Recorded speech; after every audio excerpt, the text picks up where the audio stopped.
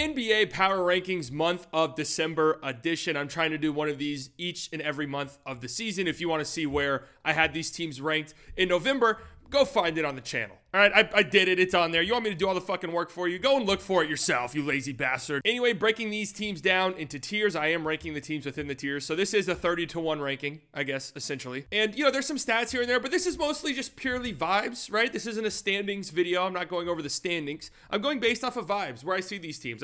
Some of these teams I've watched every single game of. Some of them, admittedly, I haven't seen too much of, but I have seen these teams play. I'm not just talking out of my ass. Let's just get into it. There's not a lot of time to waste. Let's just start with the first tier we have here, which is the sad, bad tier. Need I explain what these two teams are doing here, the Detroit Pistons and San Antonio Spurs? The Pistons finally break their losing streak, and honestly, I thought about having the Spurs below the Pistons, and I think there's a very solid argument for that. The Spurs have a worse net rating than the Pistons, and a lot of times, especially recently, like even before the Pistons broke their winning streak, they were stringing together some pretty solid performances. Cade Cunningham has been performing like an all-star.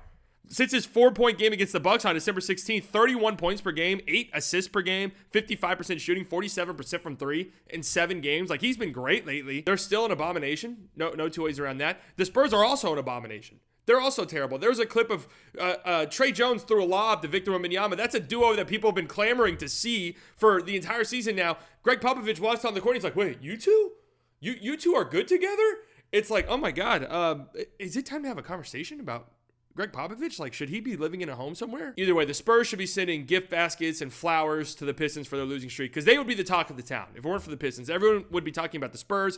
And really, if it wasn't Popovich, Spoelstra might be the only other coach in the league where people aren't like, hey, should this coach be getting fired? This feels like malpractice for what they're doing down there. Next up, we have a new tier that I'm adding to these tier lists, and that is the would be the worst team in the league any other year tier, right? These two teams are absolutely terrible, and if it weren't for the Spurs and Pistons being historically bad teams, these two teams would be the worst team in the league pretty much every other year. Charlotte Hornets currently have the longest losing streak in the NBA at 10 games. Miles Bridges hasn't been very good, hasn't been very efficient. LaMelo Ball doesn't sound like he's coming back anytime soon. He's missed a large chunk of time now at this point with an ankle injury, and Terry Rozier's been their best player.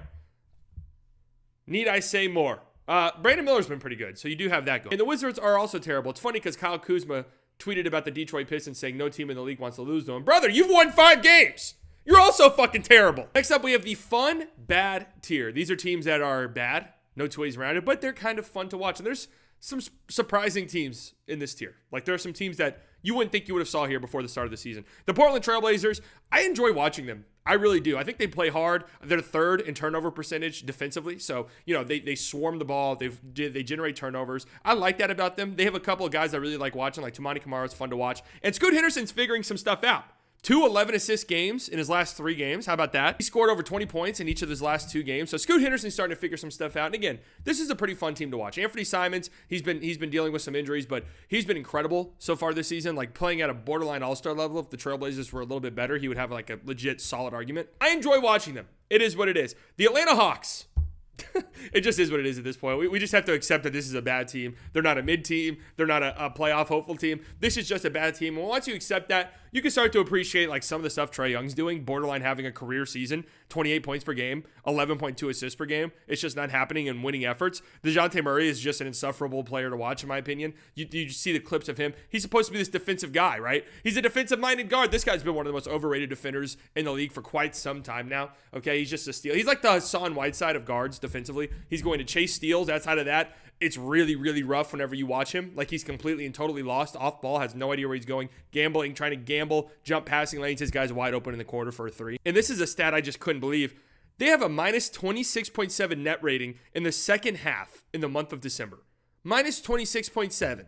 Yeah, this team's going nowhere fast. And it kind of sounds like they might be on the verge of blowing it up, which is just kind of shocking. And the last team we have in this tier is in the process of blowing it up. That is the Toronto Raptors, who, of course, traded OG Anunoby yesterday to the New York Knicks, getting RJ Barrett and Emmanuel quickly back. A pretty interesting trade for them, right? Scotty Barnes has been a joy to watch. He has. Fuck All-Star. He should be an All-Star. He's playing at like a borderline All-NBA level. He's shooting 39% from 3, which is 10 percentage points better than where he was a year ago, on double the attempts per game.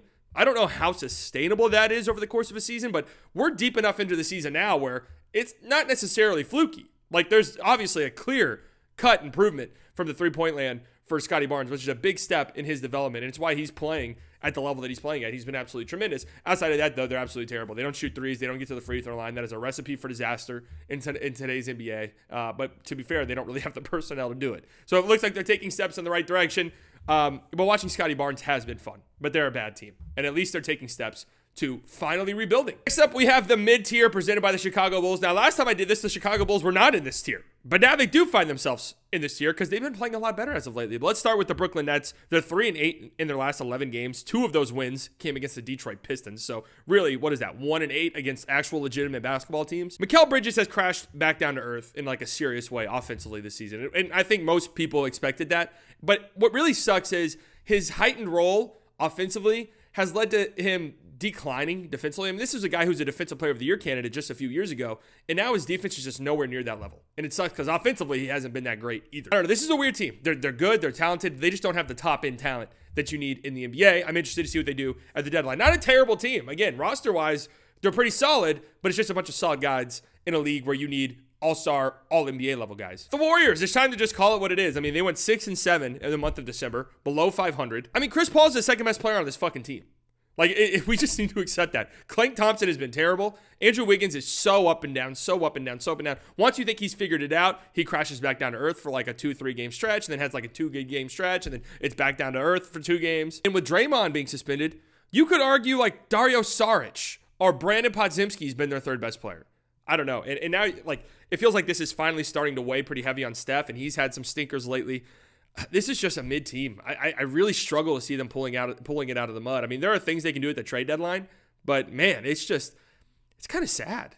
Very rarely do these dynasties end in some ceremonious thing. They usually, end like this. They just sputter out. The Chicago Bulls 10-5 over their last 15 games, which is shocking because Zach LaVine's pretty much missed that entire stretch. Vucevic has missed some times, and they're just stringing together wins. It's funny because Billy Donovan, I think if you ask most people going into the season, like Billy Donovan was a candidate. Like he'll be the first coach fired more than likely. And you got to give him some credit. When your team's dealing with this many injuries and you have this many role players that are expected to step up, you got to give some credit to the coach. Andre Drummond has 2 23-plus rebound games in his last 3 games. What the fuck? Like, Dalen Terry's giving you some solid minutes. That's a guy that I completely wrote off, so shout out to him. And Kobe White in the month of December, 22.6 points per game, 6.4 rebounds per game, 5.7 assists on 60% true shooting. Incredible stuff to see Kobe White, a guy who's shown flashes from time to time, but it did, most people didn't really think that he was going to figure it out consistently. It's a great stretch of basketball for him. So good to see. The Bulls have been pretty fun to watch. The final team in this tier, the Utah Jazz, who are quietly making a push. Like, I wouldn't be surprised if the time we do this again next month, the Jazz are like either in a play-in spot or right on the cusp of it. They're 7-3 since Markkanen came back. They're a very difficult team to beat in Utah. And Colin Sexton, in the month of December, 21 points per game on 62% true shooting. This is a fun team with a really good player in Larry Markkanen. Colin Sexton's been playing great. They're incredibly well coached. They're just a team you don't want to sleep on. If you sleep on them, they will beat you. The Miami Heat learned that a night ago. Next tier, we have the scared to say this team might be mid, but they might be mid tier. These are teams that I'm not fully ready to give up on for one reason or another, but I'm right on the fence. Like, I don't think these teams have what it takes. Starting out with the Phoenix Suns, who have strung together 2 straight wins. Bradley Beal is back. Their big three is finally playing together, but they are 3-10 against teams that are above 500, which means they're 13-5 against teams below 500. They're taking care of business. You can't knock them for that, but they've yet to really string together some real impressive performances. They had the 22nd best offense in the month of December. I know Bradley Beal missed most of that month, but that's still inexcusable when you have a team with Devin Booker and Kevin Durant.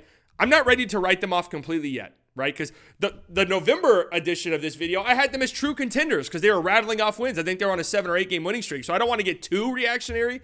But man, that was a rough month. A rough month that really exposed a lot of their glaring weaknesses. No point guard, their defense really being terrible. And I don't know. It's hard to imagine how they fix this between now and the playoffs. I still don't know if I'd want to see this team in the playoffs with Kevin Durant and Beal and Booker. That offense is still nasty. But man, yuck. Next up, we have the Pacers, a team that I want to love. I really do, but I struggle to love sometimes. Tyrese Halliburton just had 2 straight 20-20 games.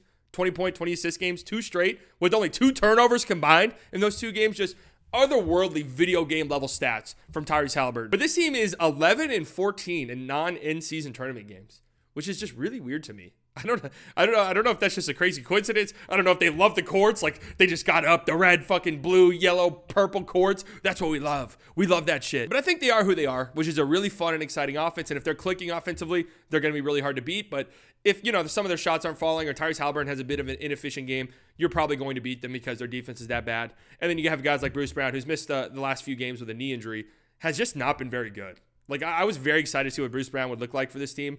It's been a real letdown, in my opinion. But, they're still fun. That Rick Carlisle quote where he said it, dating the hot girl is fun, but if that girl can't defend and it stops being fun pretty quickly, that's a hilarious quote. And that perfectly describes this Pacers team. Except you have the Lakers, and it's pretty simple. It sucks that every single LeBron James team boils down to this around this time of the year, which is, oh yeah, this team needs trades. This team needs a lot of trades. But for some reason, that's just been, the story of the LeBron James era. The Lakers only have 2 players with positive EPM on their team. That's LeBron James and Anthony Davis, who have both been incredible. AD's been really good. LeBron's playing at a top 10 level as a 39-year-old, which is just insane. Only Detroit, San Antonio, Utah, and Washington can say the same about having only 2 players with positive EPM. I mean, those are the dog shitters of the league. Like, let's just call it what it is. Those are the shit teams in the league. They're not getting the performances they were expecting out of guys like D'Angelo Russell, who has stunk. Guy stinks. They haven't gotten the performances from Austin Reeves, who's been a bit of a letdown. Granted, his minutes have been weird. They just have a bunch of one-dimensional guys. Like Cam Reddish, Jared Vanderbilt. Those guys are donuts on offense. Those guys are literal zeros, negatives on the offensive end of the floor. Christian Wood can't play defense. He's good on offense, but he can't play defense. Jackson Hayes. D'Angelo Russell. Closing out this tier, we have the Houston Rockets, who I think are just a league average team. That's good enough to get into the play-in tournament. And if you told Rockets fans that going into the season, I think they would be very happy about that. They're still a legit good defense, but their defense has been faltering a little bit as of late. Dylan Brooks has missed the past few games, and their offense is just not good enough at this point in time to make up for that, right? What was really good for them early in the season was their defense generating stops and them getting out in offense off of that. And when their defense isn't doing that, it's a struggle for them offensively. But they're still good. They're still a tough team to play. Şengün's been incredible. Jabari Smith has been incredible. They got a bunch of really solid guys, but it's a process, and they've been good. So no shame in being a league average team. The next tier is the good but fatal flaws teams. These are teams that I think are playoff teams, but for some reason or another, I really struggle with them. I really struggle. There's at least 1 or 2 glaring problems that scare me greatly with them. Starting with the Grizzlies. I mean, they've been a lot better since Ja Morant's come back with some really impressive wins thrown in the mix there, but they're 5.5 games out of the play-in currently. They need to jump 3 teams to make the play-in tournament, just to get to the 10 spot, right? We're not talking like the 6 or 7 seed, just to get to the 10 spot. That's a lot to ask. I think they can do it. I really do. But man, that's going to be tough. They're 4-2 since Ja's come back. They're 4-1 in games that he's played, but the problems with this team that Ja can't fix, their last 2 games, they've lost both games. Out-rebounded by 21 against the Clippers, out-rebounded by 18 against the Nuggets. That's not a problem Ja Morant is going to be fixing.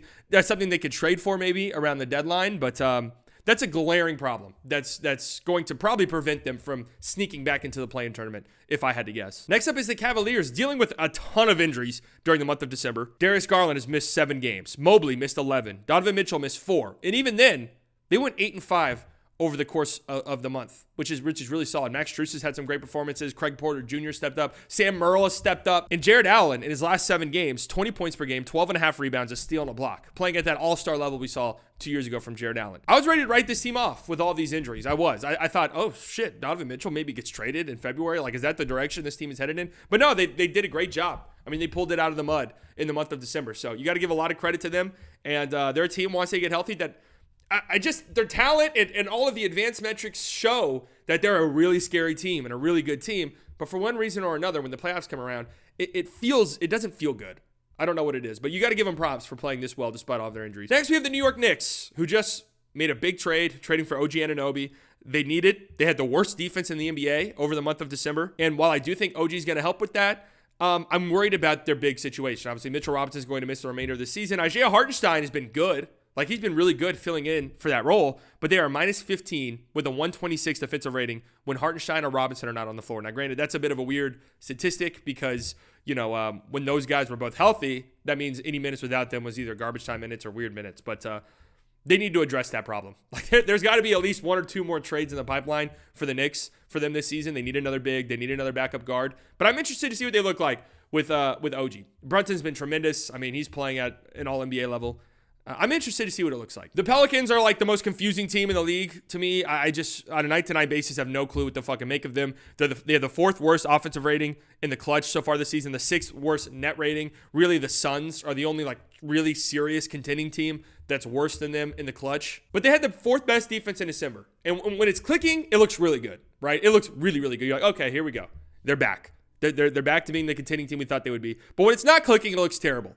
The same thing can be said for the next team on this list, the Kings. In their last 10 losses, the average margin of defeat has been 18.2 points. So when they lose, they get their asses handed to them. And it's why, despite the fact that they're 18-12, a very solid record, they have a negative point differential. They have the 2nd worst defense in the league over the past few weeks.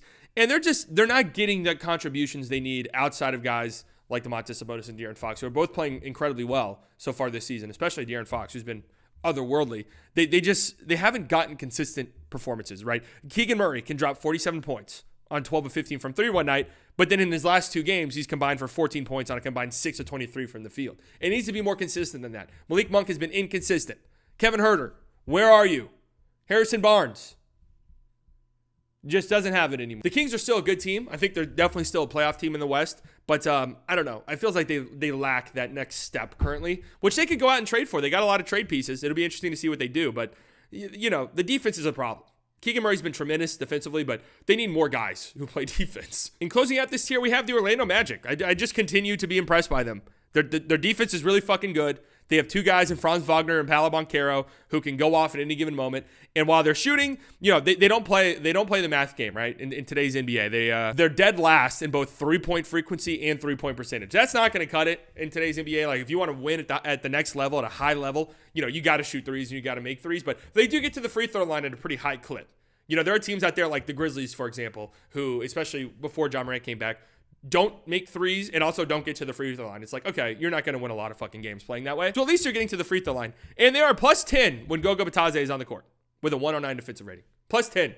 Interested to see how that all unfolds because Goga's been their best center. And Wendell Carter Jr. just came back. Now I asked some Magic friends, hey, Wendell Carter Jr. for Tim Hardaway Jr.? Is there like a trade there that makes some sense, right? The Magic desperately need some shooters. You get a great volume 3-point shooter in Tim Hardaway, and you kind of get off of a guy who's in a weird spot for you currently. And they told me, fuck off. No. Next up, we have the Bus Crash Contender tier. What does this mean? These teams are really good, but unless something insane happens to like the true top-end teams, it's hard to imagine these teams going on any real significant deep run. This starting with the Miami Heat, who have been dealing with a good amount of injuries so far this season, but they still look like the Miami Heat, right? 4th best defense over the last 2 weeks. When Jimmy's on the court, they're really good. Unfortunately, he's been kind of dealing with a weird injury, and he still has these moments where he's on the floor and it just looks like he's not trying at all in the regular season. And that could be tough. That could be tough to watch, but you just know and feel confident that he's going to turn it on in the playoffs. Tyler Hero was really good in the month of December. Bam's been incredible this season. And Jaime Jaquez has just been absurd for a rookie. Absurd. And Jamal Cain went off a few nights ago. Like the Heat are just going to constantly get these performances out of guys like this. They're one of the best coaches teams in the league. And I know they've been up and down so far this season, but I'm still a pretty big believer in them. So I think they belong in this tier. Next up is the Mavericks. Yeah. Now, before you say anything, best player in the world tax. All right. Luka Doncic is performing like the best player on the planet. And because of that, I think that they have to be in this tier. In this tier where, hey, if the right things go right and the things break the Mavericks' way in the playoffs and they get incredibly lucky, they could make a run. They could be a dangerous team. I do believe that. They went 8-8 in the month of December. That might not sound impressive, right? But they went 8-5 in the games that Luka played. And Kyrie Irving only played 2 full games in the month of December. Derek Lively missed 4 games. Josh Green only played in 4 games in the month of December. Maxi Kleber missed the entire month. These are like legit key rotation pieces. Yet the Mavericks were still able to go 500 over the month and 8-5 in games that Luka Doncic played. I mean, that's really great. And quietly, they were a league average defense. So if that holds and they get guys back, Kyrie comes back and is healthy, hopefully. Josh Green played really well a night ago for the Mavericks. Hopefully he's healthy the remainder of the season. Maxi comes back soon. I think this team is poised for like a legit, second half run. I'm excited to see it, baby. Luka Doncic MVP. I'm going to continue to fucking say it until it's ingrained in your brain. Next up, we have the Clippers. I struggled. The Clippers and Bucks. I think they're kind of interchangeable. Kawhi's missed the last 4 games. It feels a little bit more like precautionary than anything else. He's been incredible this season. Harden's been awesome for them. Their 5-man starting lineup is just absolutely eviscerating teams. They're good. And it comes down to, are they going to be healthy in the playoffs? If the answer to that question is yes, then they're going to be a force to reckon with. I still worry about them, though. I still worry about that health. How can you not? right? How can you not? The Bucks, it might seem unfair to place them here. They were 11-2 in the month of December. They had the second best offense in the league over that stretch. But this is a vibe thing. It's a cop-out to say that, but when I watch them, I don't get the same feeling I get from like the Celtics or the Sixers who are in the tier above them. I don't know what it is. I don't get that same feeling. Their defense is what it is. It's going to be around league average, which, considering how good their offense is, I think you take that. Like that's fine. They don't rebound well. Their defense is just going to be a problem. Their perimeter defense, unless there's some crazy trade down the road, is just going to haunt them, and that worries me greatly in a postseason series. Obviously, they get to the free throw line a lot. They get a lot of fucking calls. I don't want to be that guy. But hey, they get a lot of fucking calls. In closing out this tier, we have the Timberwolves. This might be a little bit shocking. I see a lot of power rankings that have the Timberwolves like 1 in the power rankings. Here's the thing. They've had a very generous schedule. I mean, some of the rest advantage stuff for the Timberwolves so far has been insane.